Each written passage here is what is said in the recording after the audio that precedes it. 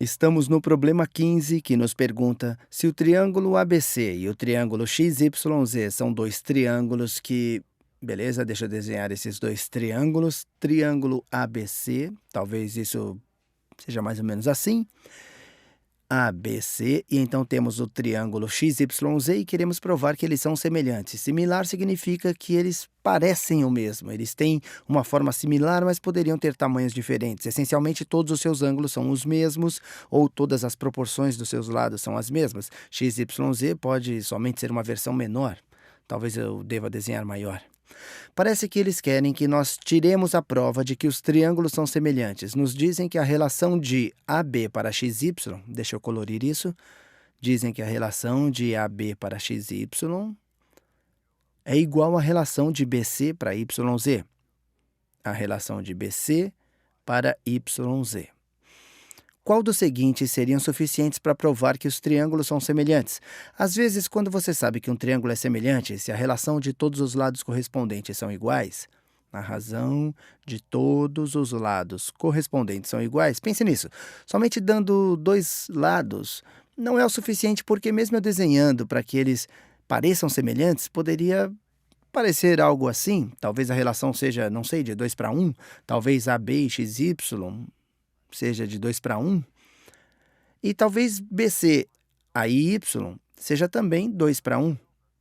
Mas não há nada que nos diga que não pode abrir assim. Poderia ser tipo uma relação 2 e 1. Ou, na verdade, até melhor, eu não quero desenhá-los parecidos.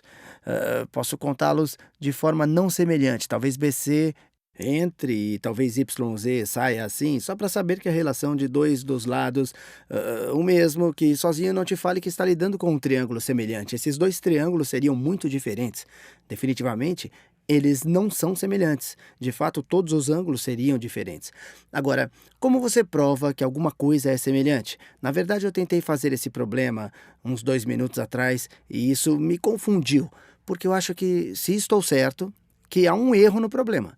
Nas aulas de geometria, eles sempre ensinam que se você souber que a relação de dois dos lados é igual e que o ângulo entre eles é igual, então é o suficiente para dizer que é um triângulo semelhante, ou que pode tirar a conclusão da relação de AC a XZ seria também igual. Então é a resposta que provavelmente eles estão procurando, que se tiver a relação de AB para XY, você tem a relação de BC para YZ. Então você quer o ângulo entre eles para dizer, ok, esses são triângulos semelhantes. Você teria que saber que o ângulo B é congruente ao ângulo Y e que é a opção B. Eu não questiono o fato de que o ângulo B seja congruente ao ângulo Y. É suficiente para provar que esses triângulos são semelhantes. Eu só penso que algumas dessas outras coisas são, na verdade, suficientes para provar que os triângulos são semelhantes. Eles não te ensinam as ferramentas em geometria, mas você até pode pensar sobre isso intuitivamente. Uma vez que aprende a lei do cosseno em trigonometria, das quais não está tão longe agora, vai ver que qualquer dos outros ângulos, se você souber que os ângulos correspondentes são congruentes, estaria todo preparado para saber que esses serão triângulos semelhantes. Por exemplo, se souber que o ângulo C é congruente ao ângulo Z, e poderia até pensar nisso, digamos que sabia que o ângulo C era congruente ao ângulo Z. Não há outra maneira de desenhar esse triângulo, a não ser ter um triângulo semelhante. Por exemplo, nesse aqui. Esse seria ângulo C e esse seria ângulo Z. E claramente esses dois não são congruentes. Se pensar nisso, quando diz que esse ângulo é congruente a esse ângulo, está restringindo a forma desse lado aqui. Você está restringindo a direção em que isso vai, certo? Está restringindo a direção em que isso vai. Se forçou esse ângulo a ser o mesmo que esse, vamos dizer que disse que esse ângulo é igual àquele ângulo. Então teria que sair nessa direção e então quebraria o que disse originalmente, que a relação entre isso e aquilo é igual. Pense sobre isso em termos de quando você adiciona outro ângulo. Isso, na verdade, restringe o triângulo a ser semelhante. E a mesma coisa é verdade, ângulo A e ângulo X. Se souber que o ângulo A é congruente ao ângulo X, que também restringe o triângulo a ser semelhante. O único que eu sei que definitivamente não é suficiente é o ângulo X ser congruente ao y, é inútil. Esses dois ângulos eles estão dizendo que se algum tipo de triângulo isósceles, vamos ver, ângulo x congruente ao ângulo y. Sim, isso não te ajuda. Isso te diz que esse é um triângulo isósceles porque esses dois ângulos base seriam os mesmos, de forma que seria o mesmo que aquele, mas isso não te diz nada sobre como esse se relaciona com o outro. Mesmo que a resposta que eles estejam procurando seja provavelmente B, eu diria que A e C também são suficientes. Próxima pergunta, pergunta 16. E me manda um recado se achar que eu estou deixando passar alguma coisa, porque eu pensei nisso um pouco, viu? Tá legal. 16. No paralelogramo FGHI, deixa eu desenhar o paralelogramo FGHI. Temos um lado, vamos até um ângulo de 45 graus.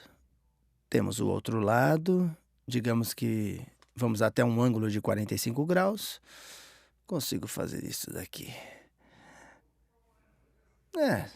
Tá mais ou menos. Tem o meu paralelogramo, FGHI. Aqui, FGHI. As diagonais IG e FH são desenhadas e interceptam no ponto M. Deixa eu desenhar IG e FH. Beleza, essas são as diagonais IG e FH. Perfeito. Elas interceptam no ponto M.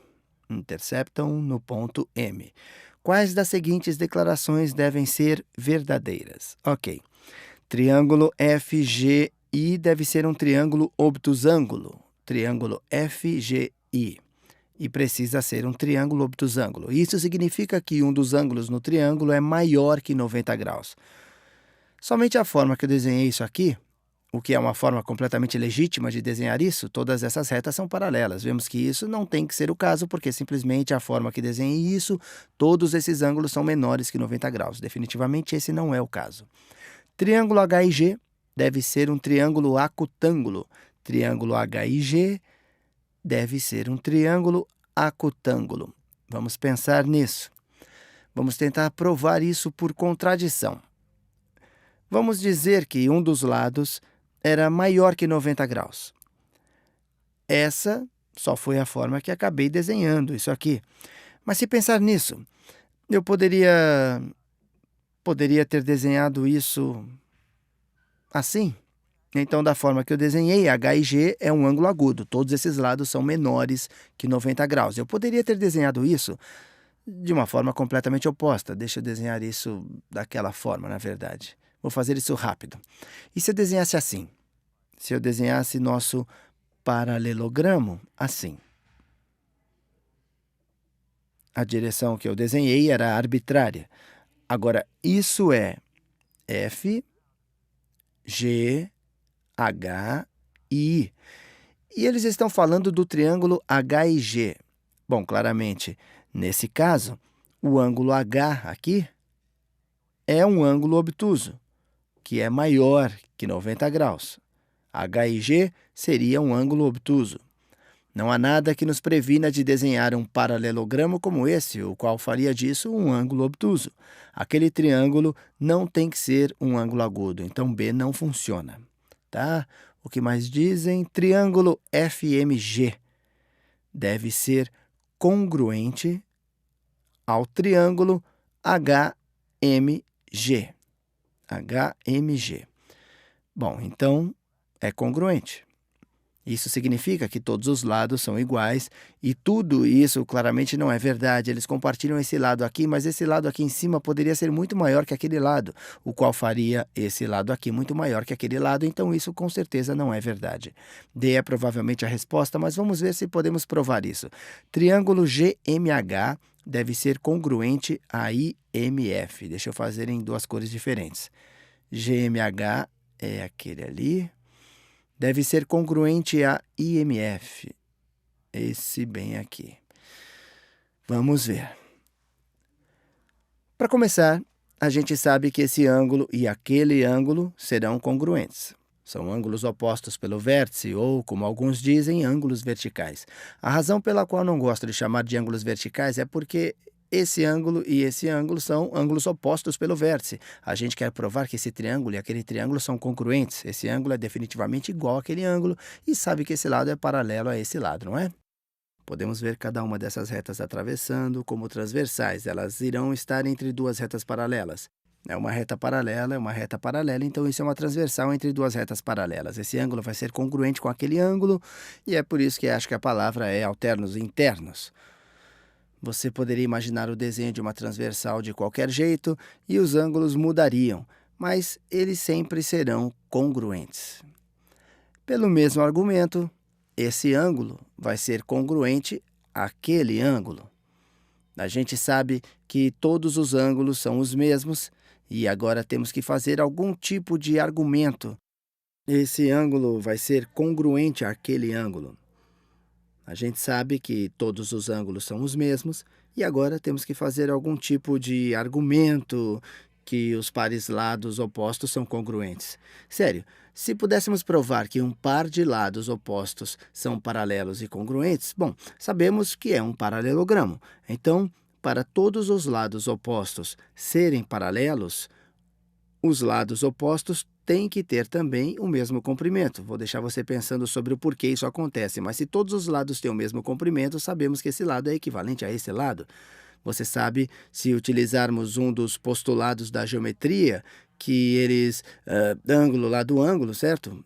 A gente tem um ângulo, um lado e um ângulo, e um ângulo e um lado e um ângulo. E diz, ok, é o suficiente para a gente mostrar que esses são triângulos congruentes. A resposta é D.